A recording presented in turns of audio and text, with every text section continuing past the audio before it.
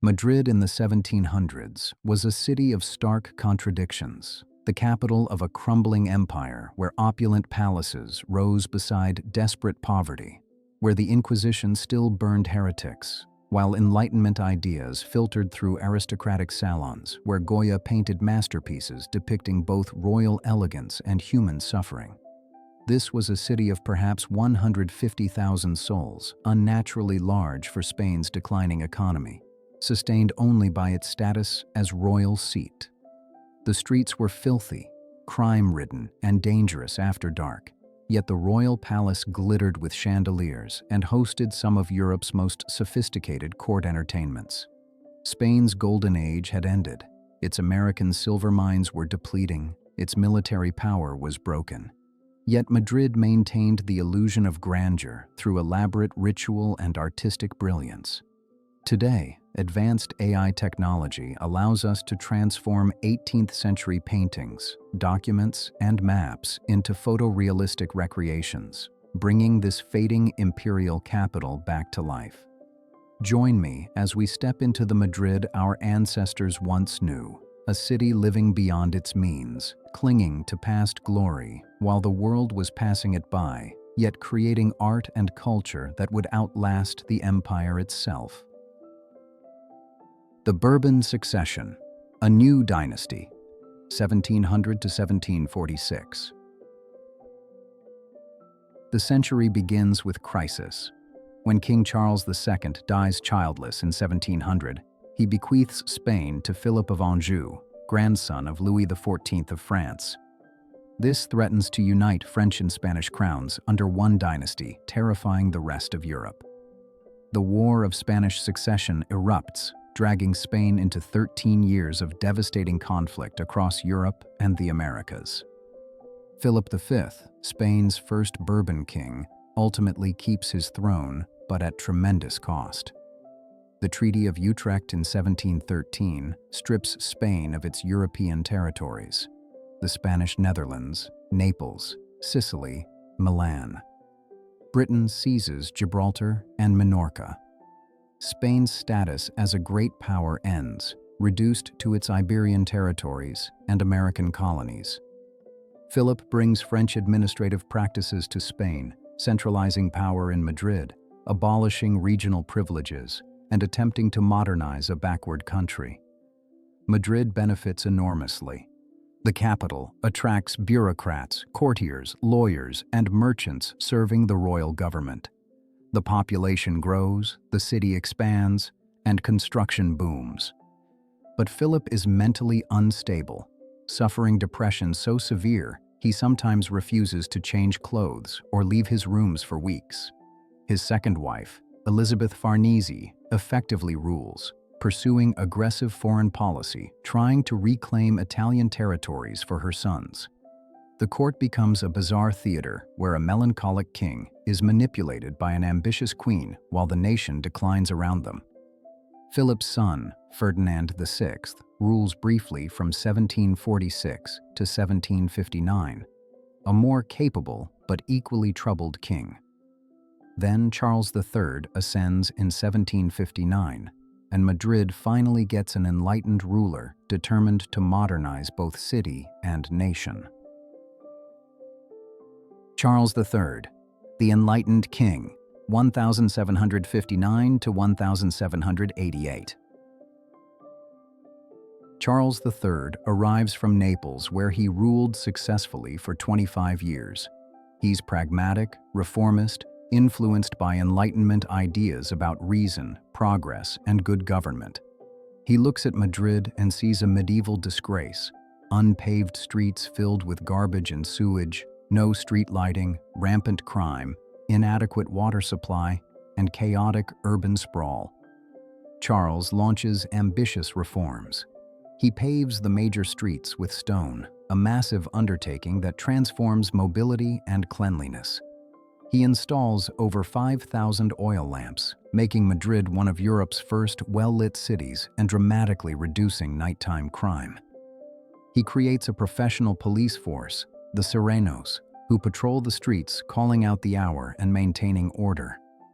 The water system is revolutionized. Charles builds new fountains across the city, beautiful monuments that also provide clean water. The Fountain of Cibeles, Fountain of Neptune, and others still grace Madrid today, combining utility with artistic beauty. He improves sewage drainage, though the system remains primitive by modern standards. But Charles faces resistance. His attempt to ban the traditional wide-brimmed hat and long cape, which he sees as facilitating crime by allowing wearers to hide their identity, triggers the Esquilache riots in 1766. Crowds rampage through Madrid, attacking the homes of the Italian minister Esquilache blamed for the unpopular decree. Charles backs down, showing the limits of enlightened absolutism when it clashes with popular tradition. Charles also confronts the Church's power, expelling the Jesuits from Spain in 1767, confiscating their property, and reducing clerical privileges. He promotes education, establishing schools, and encouraging scientific study.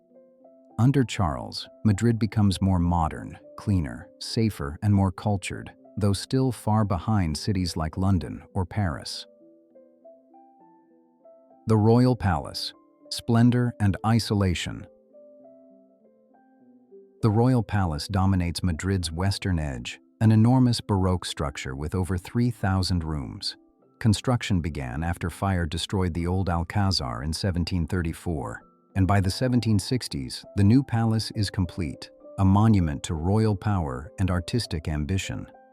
Walk through the palace, and you're witnessing extravagance that seems divorced from Spain's economic reality.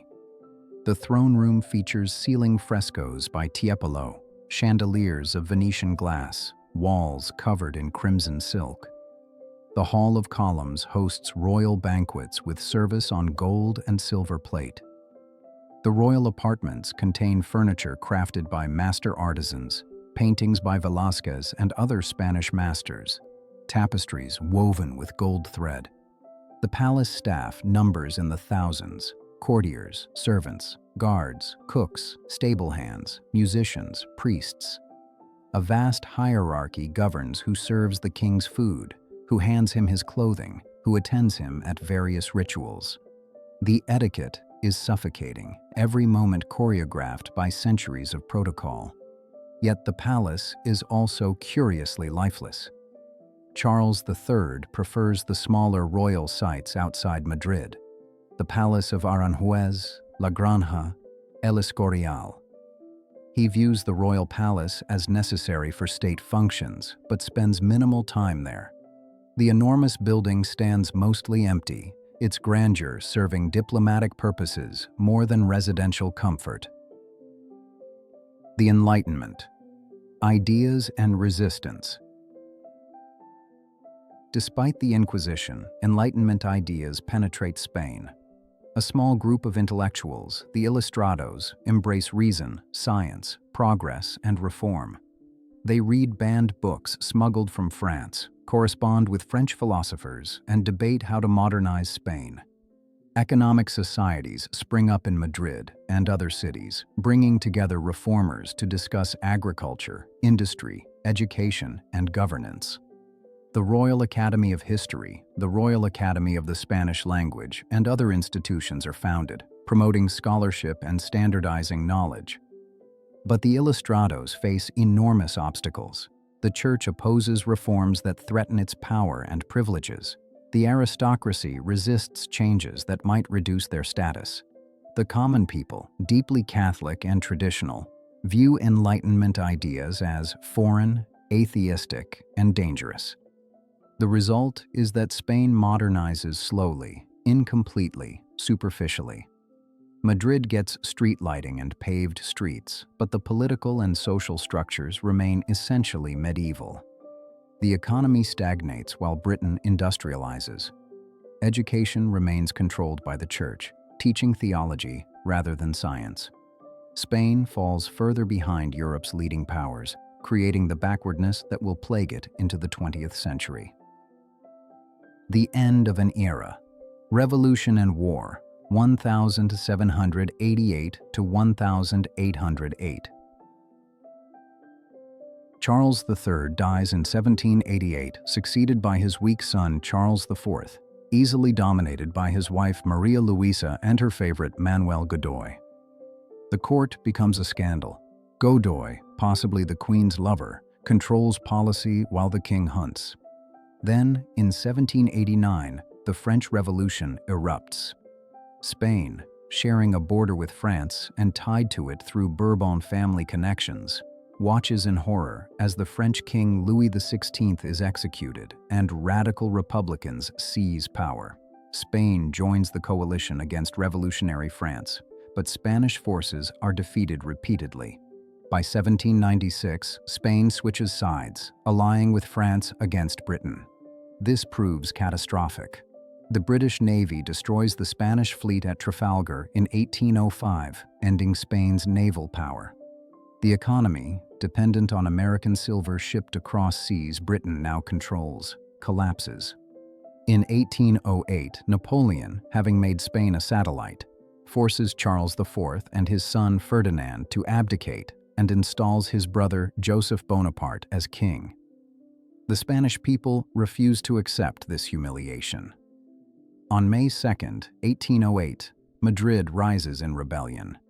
The uprising is crushed brutally. Goya depicts the executions in his famous 3rd of May 1808. But it sparks a nationwide insurrection. The Peninsular War from 1808 to 1814 devastates Spain. Guerrilla warfare, French reprisals, British intervention, starvation, disease. The country is ruined. By the time Ferdinand VII is restored in 1814, Spain is broken, its economy destroyed, its American colonies beginning independence movements that will strip away the empire. Madrid in 1800 is still living on imperial memories. By 1810, the city is occupied by foreign troops, impoverished, and facing an uncertain future. The 1700s, with all their contradictions, have ended in disaster. The legacy: Madrid's dual inheritance. Madrid in the 1700s left dual legacies. One is cultural brilliance, Goya's paintings, the neoclassical architecture, the beginnings of Spanish Enlightenment, the artistic achievements that transcend Spain's political and economic failures. The Royal Palace, the Prado Museum, built as a natural science museum under Charles III, the fountains and monuments, these endure, making Madrid a beautiful city. The other legacy is missed opportunities. Spain in 1700 still controlled vast territories and resources. With wise governance, it might have modernized, industrialized, and remained a great power.